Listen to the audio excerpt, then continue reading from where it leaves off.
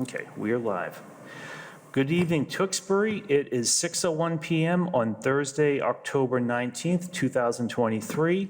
I'd like to call this meeting of the Tewksbury Board of Health to order. First on our agenda tonight is approval of minutes from our last meeting that was held on September 21st. This year, I have gone through and what you have has my edits in it. And I realize both of you were not present at the last meeting, but I believe I heard at least one of you watched the minutes, you've reviewed them. So any comments, any suggestions or edits from either of you on the minutes? No, not for me. No. Okay. Hearing none, I'll entertain a motion to approve the minutes as submitted. I make a motion to approve the minutes as submitted for September 21st, 2023. Okay. And I second the motion. Okay. Motion's been put forth and second to approve the minutes for the September 21st, 2023 meeting as submitted. All those in favor signify by stating aye. Aye. Chair votes aye as well. Motion carries 3-0. Okay. New business? None. And let me just make a quick public mention about this. Just because there's no new business it's actually a good thing because business comes from the department. So if there was an issue that warranted coming before the board, that would be under new business. So if there is no items under new business, that means things are at least copacetic in the department. There's nothing that warrants coming to the board, which is always a good thing. So having no new hearings or no new business, that's always a good thing to have. Old business. So the Jade East, their consultant has ended as of this week. Since their appearance before the board, the consultant had a 3-month extension. And since then, all of the violations that were discussed during then have not occurred. They've had no priority violations, no priority foundation. So they're pretty good with compliance of the food code. So today, I hand-delivered them a letter stating they're in compliance. Going forward, they'll be subject to the routine health department inspections. That's great. Wonderful. Yeah, they did a really good job. They did. And that's our whole intent of having the food consultant come on board, is that it's not the department's role to do the training.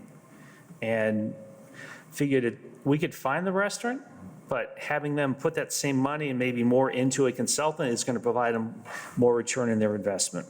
That's great. Okay. So it's another good meeting where we can have an old business item be the last time we're talking about that business item, hopefully. Yep. Okay. Discussion? Nothing on the agenda, so we'll move on to director reports. The Dana-Farber mammography van will be in town on November 9th from 8 to 4 at the senior center. Ashley has worked with the representative from Dana-Farber to get that service to town. So if anyone is looking to sign up on our Facebook page, I have shared the flyer, and there's a phone number as well as a link to register. COVID test kits, the health department did receive more from the state, and now there are 5 test kits in each box. So we're only giving families or a person 1 box because the supply is limited. We didn't get as many this time. Vaccine, we still have some flu vaccine, high dose and regular dose. If anyone's looking for a home visit or if they need a flu shot, they can contact Ashley at the health department.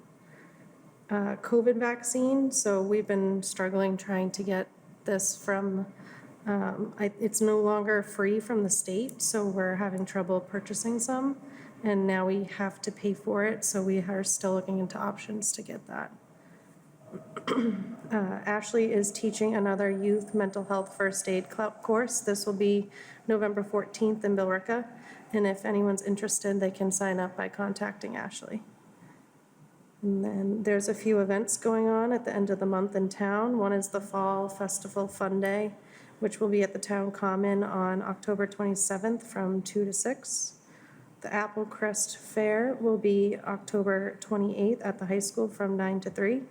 And Safe Halloween will be October 29th at the high school from 1 to 3. And that's all I have. Okay. Under board reports, I have an item I'd like to read that came from Vice Chair Melissa Breger about the food pantry. Quote unquote, "Our local food pantry has informed me that they are in need of specific items that are not typically received in adequate quantities. These items include cereal, snacks, in parentheses, cookies, potato chips, minis, individual packages, oatmeal, coffee, tea, and condiments, ketchup, mayo, mustard, and salad dressing. These items do not need to be in family-sized packages. Even smaller quantities will make a significant difference to those in need." And with the holidays upcoming, it's always a time when the food pantry starts running low. I know the Knights of Columbus, that I'm a member of, will be having a food pantry drive, but aside from that, it's really something that, hoping that residents will be able to step up and provide donations to the food pantry this year. So that was from Vice Chair Braga. Just a couple things I wanted to mention. I just sat down with Director Gillis before a meeting and just sort of mapped out some things I'd like to try to have the board work on between now and the start of next year. One of which is for us to look at next month. We're going to see if Ron Beauregard, the tobacco control agent, can come back. Because one of the items I talked to him before our last meeting in September was, are there any things in our tobacco regulation that he sees we might want to consider adding? And I've always utilized him as a resource. He usually comes before the board at least once a year, and that's not always because there's a sales violation, but just more to inform the board. So he came before us, and prior to the meeting, he had mentioned that one of the things that we might want to look at is a cap on the number of tobacco sales permits. And he said that in other localities, it's set up more that you cap it at what you are, and if a retailer that has a permit, and this would be for the tobacco-only stores, so not like a convenience store that also sells tobacco products, that if a permit holder closes a business, that cap goes down by 1.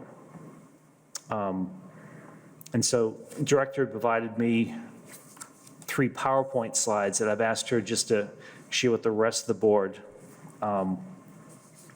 They give some credence as to why it's something that we'll want to talk about at our next meetings. And if Ron's available, we'll have him come before us and just educate us. When we've talked about this at prior board meetings, when Ron was here, at that time, the board was not as interested in looking at caps because we had no information behind why we might want to look at caps. So the PowerPoint slides you'll see, they'll be looking at tobacco retail density, number of retailers both by 1,000 people in the community as well as by in terms of 1,000 teenagers by community. And it just shows where Tewksbury is ratio-wise compared to our surrounding towns. So it's really similar to the liquor license. You go by the number of people, correct? We don't go by the number of people, but this is going to be data that shows proportional, how many tobacco-only licenses do we have divided by the number of population. Okay. So it's not a population-driven like the liquor, but it's more just as a data point that we can see how are we compared with the others and why is it something that at least we'll bring before the board and you folks can have a good discussion with Ron just to see, because I don't have personally right now opinion one way or the other, but it's something that the data is very interesting, but I'd like to have Ron sort of talk to us and then educate the board and then have you folks have a chance, because If it's something we want to proceed with, then we can look at getting the regulation updated. The other one that I would really like to work on or complete is upgrading or updating the body art regulations. I'm sorry, though. Can you repeat? Body art regulations. Oh, okay. So that is because there is no national standard body for tattoo artists or microblading or other similar type cosmetic modalities involving the skin, it's been left up to local communities. Some states like New Jersey have a regulation in place. Massachusetts does not, so it's left up to individual communities. And things that the board has looked at, including an updated regulation, is something we've added as an order of condition for when anyone new has applied for an establishment permit, is to have medical oversight. Because we really feel that it helps to have medical oversight as it comes to infection control purposes and infection prevention. And that the board is not the best suited to be able to hear on a case-by-case basis if something is an okay difference from what we have in the regulations. So we really want to put it on, it's really the responsibility of the business owner to have that physician retained so that they can Can provide I that. clarify, are you speaking about bloodborne pathogens or topical skin infections, like a staph infection, or both? Because like both. HIV, hepatitis, and then standard skin infection, okay. Yeah, it's really both. And we'd like to know that, and that's not to disrespect you, because I know you have background in some of that. It's more just that, I have no background relevant to this, I just am curious Okay. which specific infectious modalities we're concerned about, because I would recommend the bloodborne as well as. yeah. So, I mean, they have to have the bloodborne pathogen training course, and there is a skin safety course they have to take. So we're just trying to make sure that they know antiseptic techniques and that they can practice things as safely as possible. But when it comes to what they use to clean with and things like that, it's not in the board's position to provide direct recommendations. So that's why we felt it's better to have medical oversight so that if any questions should ever arise at that facility, they have a reference, because they should not be contacting the board, because that's not their area of expertise. So we figured if you're in that business, it really behooves you to have that lifeline that you can call and rely on. So as part of that, that will be definitely one that we'll look at having a working group on, because we do have 3 licensed facilities right now. And so we'd want to be able to get their input as well, and not through a public meeting, but at least through a working group, because the intent would be that I would have a version of the regulation, which I had worked on one vacation, life of a chair. I'm going to be sort of dusting that off and looking to see what needs to be updated. And at least then the working group has some starting point. And then there's also a skin safety quiz that we've been talking about having. And we got in a copy what the Quincy Health Department used to offer, because they used to offer a skin course by their town nurse. And that was the de facto standard for, in this town, for any applicant coming to be a practitioner need to have successfully passed that. Quincy discontinued that program, and then there were applicants are looking at other places in Massachusetts, and Wallace Training in New Hampshire is one where they've been doing for CPR, first aid, bloodborne pathogen, and skin safety. But we figured having a quiz, and we can use the Quincy one as a model, and have the applicant actually take that quiz, and when they come in for the renewal, they take that quiz here too, so that we know that they have that current knowledge. Mr. Chair, may I? Yeah. Through you, ask Ms. Gillis, do we have access to city training I know that this is an institutional-wide training for bloodborne pathogens and the similar things that you were speaking on. Perhaps we could look into, and I'm happy to share the resources that we use for children's for certification for bloodborne pathogen training, because then perhaps we're not reinventing the wheel and putting more of a burden or effort, I should say, on both Ms. Gillis and our town nurse, but it would facilitate current Massachusetts institutional standards for Okay. these as a recommendation. Yeah, and again, that's one of the things we could also hash out the working group is just sort of, we see a need, and is that the best way of, how best to handle it? Because we really feel that, while you can do an online training course, Oh, no, these are quizzes similar to the one that you're speaking Okay. about for Quincy, so it would be an on-site.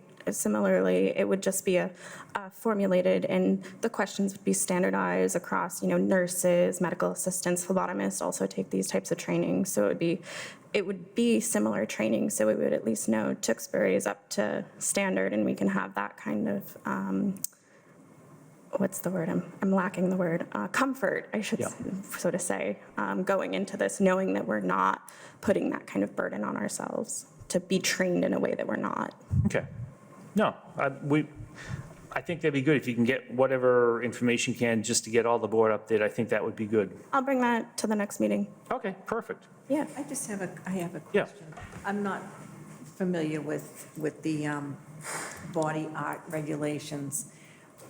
So they currently don't have anything like we have Serve Safe? Nada, nothing. Wow, okay. It's been left to each, at least in Massachusetts, it's been left to each town to decide what they do. So the technicians just practice what they're doing, but there's nothing behind it as far as. Yeah, there's no regulatory oversight, put it that way. So all that there is the paper regulation that towns have. So we do have one, that at least it covered for tattooing. They don't require I know folks who go to like waxing salons or needling salons, they have some sort of like cosmetology-based license. Yeah, so these are not things that Speaking are. of something different than that. Yeah, so these are Okay. things that are not covered under cosmetology or electrolysis, any of those. So it's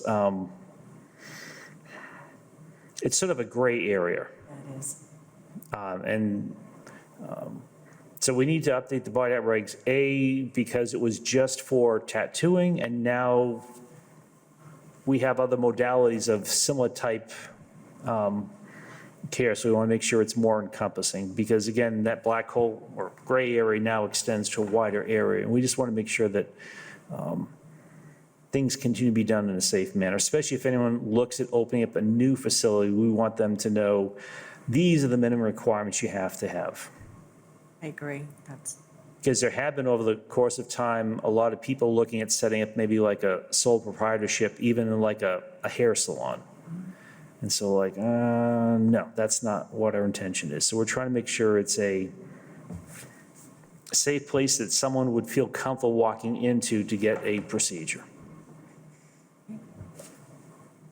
Okay. So those are, I think, things I want to mention. The other thing, and it dawned on me afterwards, October is Substance Abuse and Prevention Month. And historically, we've had Maria Ruggiero come before the board and talk to us. Prior to COVID, there were actually events that the town had. And it was always sad to see that a lot of the things that were done at the high school are very poorly attended. So hopefully now we're past COVID, and again, Tewksbury Cares hopefully up and running. That come next October, there'll be some events that we can at least notify people of, even though the downside is we meet the third Thursday a month, so we try to get the notice of the events at the September meeting, so at least people hear about them before they've occurred. But that's still something I'd like to try to get in the docket. Okay. Anything from you two? no. Yes, so I attended town meeting as the Board of Health representative for the group. It was a very nice experience representing the board and being amongst all of the other committees that we work with and around. Secondly, we facilitated the transfer of Tewksbury Cares from Melissa to myself, and I'll be coordinating times with Maria and Susan who come up with the best way to move forward with the board and Tewksbury Cares. And also, in addition, like to mention that October is Breast Cancer Awareness Month, and many of us, even those among us, have relatives who are either recovering or currently suffering and being treated for breast cancer. So anyone who is over 45 should seek out a breast cancer screening from their physician. So it's timely announcement that we're having the mobile trail will come from Dana-Farber. Right. Okay. So, we now affectionately call this next one. Someone would like to make the Charlie Rue motion, because he was always the one that would make this final motion of the meeting. Go ahead. Oh, Lord. I'd like to make a motion to adjourn this evening's meeting of the board. Okay, so I'd like to second that motion? I'd like to second that. Okay. Motion's been put forth and second to adjourn tonight's meeting. All those in favor signify by stating aye. Aye. Chair votes aye as well. It's unanimous. The meeting is now ended. It is 6:22 PM. Good night, Tewksbury.